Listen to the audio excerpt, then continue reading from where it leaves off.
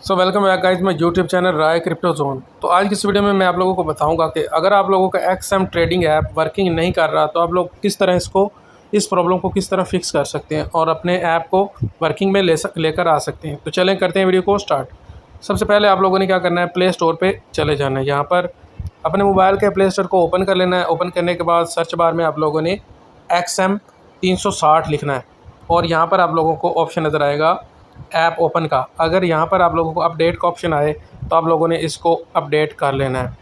अगर उसके बाद आप लोगों ने अपने ऐप को कर लेना है ओपन।